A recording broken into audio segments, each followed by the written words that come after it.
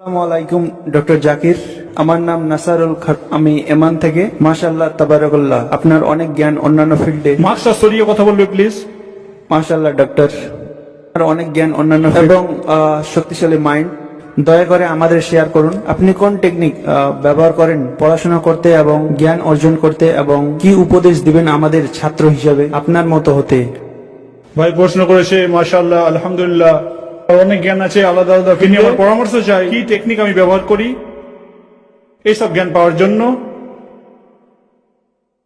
আমার বক্তব্যের মধ্যে 3টা ফর্মুলা দিয়েছি। 1 নাম্বার, এটা আল্লাহর সাহায্য। যদি আল্লাহ সাহায্য করে কেউ তোমাকে পরাস্ত করতে পারবে না, আর যদি আল্লাহ সাহায্য না করে কে আছে তোমাকে সাহায্য করবে। নাম্বার 2, স্ট্রাইক এবং স্ট্রাইভ করা। সূরা আল-কাবুর চ্যাপ্টার 29 ভার্স নম্বর 59। 3 নাম্বার বলেছি ফাসআলু আহলাজ যিকরি ইন কুনতুম লা তা'লামুন, সূরা নাহল চ্যাপ্টার 60 ভার্স নম্বর 43, সূরা আম্বিয়া নম্বর 21 ভার্স নম্বর 7। টেকনিক, তুমি প্রশ্ন করছো 3 নম্বর ফর্মুলাটা, প্রথম ফর্মুলাটা কেন প্রশ্ন করলে না? বুঝতে পারলে না? 3 নম্বর ফর্মুলাটা হচ্ছে টেকনিক। কোনটা বেশি ইম্পর্টেন্ট? মার্কস সরিয়ে বলো। ভাইরাস তোমার কাছে আসবে না। তোমাকে এটা প্রশ্ন করতে হতো আল্লাহ সাহায্য কিভাবে পাবো। তুমি জিজ্ঞেস করছো টেকনিকের ব্যাপারে। আমি যদি বলি নাম্বার 1, নাম্বার 2, নাম্বার 3, জিজ্ঞেস করবে আগে নাম্বার 1 না নাম্বার 3? তোমাকে কি প্রশ্ন করতে হতো যে আল্লাহ সাহায্য কিভাবে পাবো? তুমি প্রশ্ন করছো কিভাবে টেকনিকটা পাবো। এটা হচ্ছে প্রথম। তোমাকে জিজ্ঞেস করতে হতো আল্লাহ কিভাবে সাহায্য পাবো। আল্লাহ সাহায্য পেতে গেলে নাম্বার 1, কোরআন পড়ো, কোরআনের অনুবাদ পড়ো, বুঝে পড়ো। তুমি ইয়ামান থেকে, তোমাদের ভাষা কি না, তুমি কোরআন বুঝতে পারো, সবটা না হলে কিছুটাও। তুমি লোগা ভাষা না জানতে পারো কিন্তু কোরআনের অংশ বুঝতে পারো, তা না? তো তোমাকে বেশি প্রশ্ন করা হবে আমার, ঠিক না? তুমি আরবি ভাষা জানো, তো কার বেশি সাহায্য, তোমার না আমার? তো তুমি আল্লাহর সাহায্য বেশি পাবে সেটা, কিন্তু আমি বেশি পাচ্ছি কেন? কারণ তুমি কোরআন পড়ছো না। তুমি যদি কোরআন পড়ো এবং যদি বুঝে পড়ো এবং এর উপরে যদি আমল করো, তুমি সাহায্য পাবেই। নাম্বার 2, তোমাকে পরিশ্রম করতে হবে। তুমি কি পরিশ্রম করো?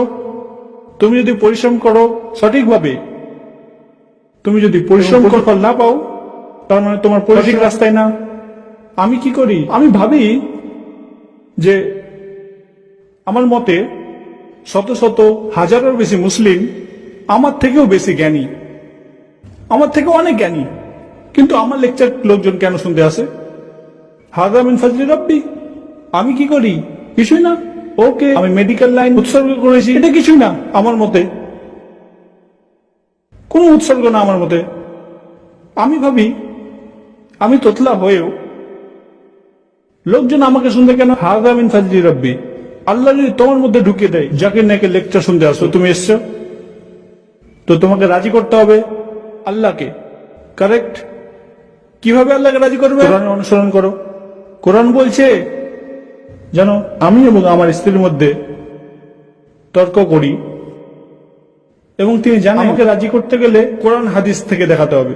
তো যেহেতু আমি কম ঘুমাই, অন অ্যাভারেজ 3 বা 3.5 ঘন্টা, আমার স্ত্রী বলে কোরআন বলছে রাত্রি আল্লাহ তৈরি করেছেন ঘুমানোর জন্য, এটাই আমি তর্ক করি। আল্লাহ আরো বলেছেন তাদের উপর আশীর্বাদ যারা আল্লাহর জন্য নিজের ঘুমকে উৎসর্গ করে। তো দুটাই তর্ক কোরআন থেকে, বুঝতে পারছো? তুমি যদি উৎসর্গ করো ঘুম আল্লাহর জন্য, আল্লাহ তোমাকে সফলতা দিবে, ঠিক কিনা? তাহাজ্জুদ পড়তে বলছে, কারেক্ট? বুঝতে পারছো? তো তুমি যদি কোরআনকে অনুসরণ করো, কোরআন হচ্ছে একটা গাইডেন্স মানুষদের জন্য। স্ট্রাইভ এবং স্ট্রাগল করো, তো আল্লাহর জন্য কতটা নিজের জিনিস উৎসর্গ করছো। তুমি যদি এটা করো তাহলে তুমি দুনিয়া পাবে, তুমি যদি ওটা করো তাহলে আখেরাত পাবে।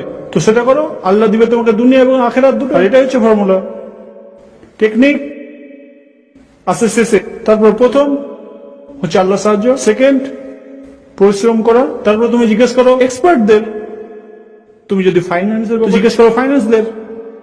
তো তুমি যদি দাওয়ার ব্যাপারে জানতে চাও তাহলে জিজ্ঞেস করো এক্সপার্ট দাওয়াতে। তুমি যদি জানতে চাও দিনের ব্যাপারে, জানো তার কাছে যে দিনের ব্যাপারে জানে। এখন আল্লাহ এটা দেখতে চাই, তুমি কি ইঞ্জিনিয়ারিং এ ব্যাচেলর হতে চাও, বা ব্যাচেলর হতে চাও ডাক্তার, ব্যাচেলর হতে চাও ইসলামিক স্টাডিতে? তোমাকে বেছে নিতে হবে, ঠিক আছে? তো তোমাকে নিতে হবে আল্লাহর সাহায্য 1 নম্বর। স্ট্রাগল করো আল্লাহর রাস্তায়, তারপর জিজ্ঞেস করো সেই ফিল্ডের লোকদের এবং আল্লাহ তোমাকে সফলতা দেবে ইনশাআল্লাহ।